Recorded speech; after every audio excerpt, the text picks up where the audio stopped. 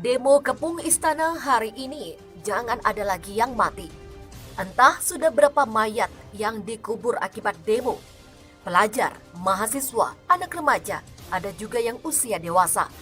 Di era Jokowi, jumlah orang mati akibat demo termasuk paling banyak di antara presiden di era reformasi. Maulaya salli wa sallim daiman abada ala habibika khairil khalqi kullihim. Maulaya salli wa sallim daiman abada ala habibika khairil khalqi kullihim. Maulaya salli wa sallim daiman abada. Aksi 1812 akan berlangsung hingga pukul 16 waktu Indonesia Barat. Aliansi Nasional Anti Komunis Anak NKRI akan tetap menggelar aksi 1812 di depan Istana Negara pada Jumat. Wakil Ketua Sekretaris Jenderal Wasekjen Persaudaraan Alumni PA 212 Novel Bamukmin mengatakan bahwa aksi pada siang hari itu akan tetap dilaksanakan karena panitia telah memberikan surat pemberitahuan ke Polda Metro Jaya. Masa yang hadir menuntut pembebasan Habib Rizik Syihab dan mengusut tuntas kasus penembakan 6 laskar pengawal Habib Rizik hanya berasal dari wilayah Jabodetabek. Aksi pada siang ini masih, kata Novel, akan berlangsung sesuai aturan yang berlaku, yaitu hanya hingga pukul 16 waktu Indonesia Barat. Anak NKRI sendiri merupakan gabungan dari berbagai organisasi masyarakat, seperti Front Pembela Islam atau FPI, GNPF Ulama, PA212, dan Ormas Islam. Demo kepung istana hari ini, jangan ada lagi yang mati. Entah sudah berapa mayat yang dikubur akibat demo. Pelajar, mahasiswa, anak remaja, ada juga yang usia dewasa. Di era Jokowi, jumlah orang mati akibat demo termasuk paling banyak di antara presiden di era reformasi. Setiap kematian menyisakan duka yang mendalam, duka bagi keluarganya, duka bagi koleganya, dan duka bagi bangsa ini. Ini urusan nyawa, tak boleh dianggap murah di negeri yang berasas Pancasila ini. Terakhir, ada 6 pemuda mati. Kali ini bukan karena demo, tetapi mengawal dan menjadi pengaman pimpinannya. Dor, 6-6-nya mati. Peluru tepat ke arah jantung, tempat yang mematikan ketika seseorang ditembak. Bukan satu tembakan, tetapi beberapa kali tembakan. Satu tembakan ke arah jantung itu mematikan, apalagi beberapa tembakan. Mereka melawan petugas? Kalau benar, kenapa tidak ditembak kakinya? Tapi kenapa di dada kirinya? Kalau benar, kenapa beberapa kali tembakan, bukan satu tembakan? Kalau benar, kenapa penembakannya seragam di dada sebelah kiri? Kalau benar, kenapa penembakan dari jarak dekat? Kalau benar, kenapa harus 6-6-nya mati? Kalau benar, kenapa di tubuh jenazah ada lebam-lebam? Publik berhak mendapatkan penjelasan secara rinci dan sistematis sehingga tidak terus muncul pertanyaan. Ini penting. Mereka menyerang mobil petugas? Baik, kalau sekiranya mobil itu ditunjukkan ke publik. Rusak karena benda tajam ataukah karena peluru? Bagaimana dengan mobil yang ditumpangi 6 orang yang mati itu? Di mana keberadaan mobil itu? Semua mesti perlu dibuka.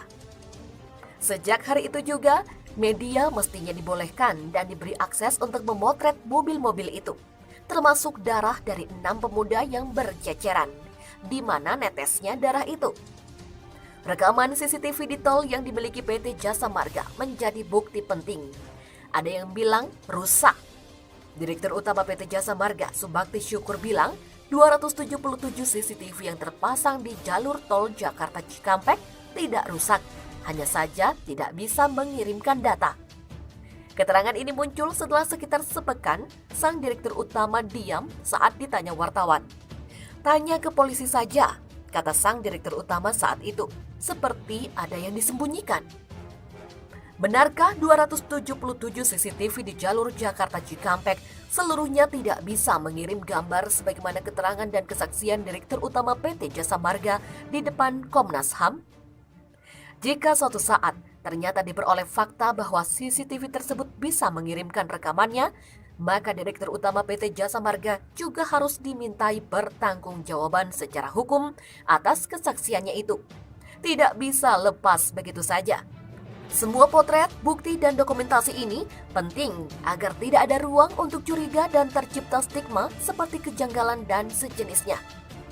Negeri ini menjadi semakin gaduh, dan pada akhirnya massa menggeruduk polsek, polres, dan bahkan istana karena mereka menganggap ada banyak kejanggalan di kasus KM50. Curiga adanya keadilan yang sulit diungkap, massa bahkan hari ini datang ke istana dan menuntut Presiden menuntaskan kasus KM50 ini secara adil. Satu-satunya cara adalah menyerahkan kasus ini pada tim Gabungan Pencari Fakta atau TGPF Independen. Untuk mengamankan gelombang demonstrasi hari ini, Jumat 18 Desember 2020 di depan Istana Presiden, pihak kepolisian kabarnya telah menyiapkan ribuan pasukan BRIMOB. Jika massa yang hadir dalam jumlah jutaan, ini akan membuat cemas. Sekali provokator bermain, BRIMOB akan dihadap-hadapkan dengan massa. Lalu, dor. Ada yang mati. Berabe ini. Ini yang harus dicegah. Tak boleh terjadi lagi. BRIMOB itu pasukan lapangan, bawahan yang para anggotanya adalah anak-anak muda. Mereka akan sangat bergantung pada instruksi dari atasan. Persuasif atau bertindak keras, semua atas instruksi dari atasan. Massa saat ini sedang terluka akibat kematian 6 anak muda yang kebetulan adalah anggota FPI. Dan juga kematian sejumlah orang di demo-demo sebelumnya. Jangan ada lagi luka dan duka yang bisa memancing emosi mereka. Ini bisa tak terkendali.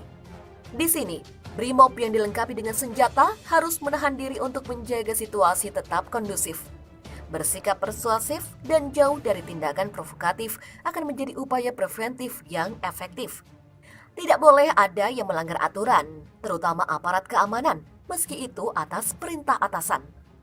Dalam Peraturan Kapolri Nomor 14 Tahun 2011 tentang Kode Etik Profesi Polri, Pasal 7 Ayat 3 Poin C, dijelaskan bahwa bawahan wajib menolak perintah atasan yang bertentangan dengan norma hukum, norma agama, dan norma kesusilaan. Jelas bahwa bawahan tidak boleh melaksanakan instruksi atasan jika itu melanggar aturan. Jadi, atasan bukan Tuhan yang semua instruksinya adalah benar. Benar ikuti. Jika salah, bawahan wajib menolaknya. Bawahan tidak boleh menjadi korban oknum atasan yang bermain-main dengan jabatan. Kematian demonstran sudah terlalu banyak. Cukup. Jangan ada lagi pembunuhan terhadap rakyat. Jangan ada lagi nyawa yang melayang sia-sia. 6 orang yang tertembak sudah cukup membuat nyeri bangsa ini dan merusak nama baik Indonesia di mata dunia internasional. Tidak boleh ada lagi. Jangan jadikan hari ini sebagai Jumat keramat dengan sama-sama menahan diri agar tak ada lagi nyawa melayang sia-sia. Ini berbahaya bagi stabilitas sosial politik, keamanan, dan masa depan negara bernama Indonesia.